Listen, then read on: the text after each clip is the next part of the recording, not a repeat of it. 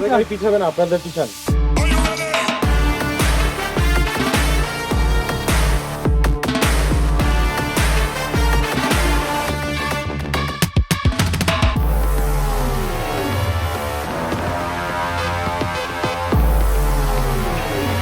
আমি কোনো ঝামেলা চাই না।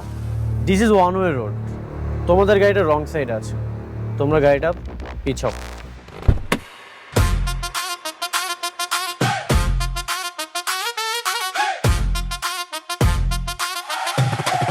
গাড়ি পিছাইবো না।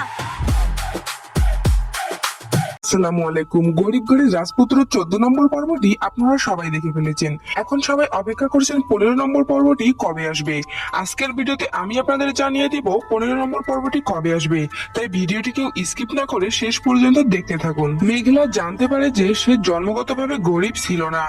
1 বছর বয়সে শপিং মল থেকে তাকে চুরি করা হয়েছিল এবং পরে চোর তাকে ডাস্টবিনে ফেলে যায়। সেখান থেকে তার বর্তমান পালক বাবা মা তাকে উদ্ধার করেন। কিন্তু দুঃখের বিষয় হলো মেঘলার আসল বাবা মা কেউই এখন বেঁচে নেই। কিন্তু তার আসল বাবা তাকে অনেক ভালোবাসতো, সেই জন্যই তার নামে সমস্ত সম্পত্তি লিখে দিয়ে গেছে। বেঁচে থাকতেই মেঘলা যদি তার আসল বাবাকে একবার দেখতে পারত তাহলে হয়তো নাটকটা আরো বেশি ভালো হতো। এদিকে মেঘলার পালক বাবা মা তাকে এতটাই আদর দিয়ে বড় করেছেন যে মেঘলাকে কখনো বুঝতেই দেয়নি যে তারা তার আসল বাবা মা নয়। এখান থেকেই বোঝা যায় জন্ম দিলেই কেবল সত্যিকারের বাবা মা হওয়া যায় না, জন্ম না দিয়েও প্রতিটা বিপদে আপদে পাশে থেকে মা বাবার থেকে বড় কিছু করা যায়।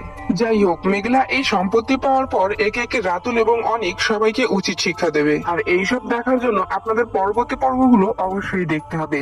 আর পরবর্তী 15 নম্বর পর্বটি আসবে শনিবার দুপুর 12টায় কারো হিম ইউটিউব চ্যানেলে। তো বন্ধুরা, ভিডিওটি ভালো লাগলে ভিডিওতে একটি লাইক দিয়ে চ্যানেলটি সাবস্ক্রাইব করে দিন। ধন্যবাদ সবাইকে।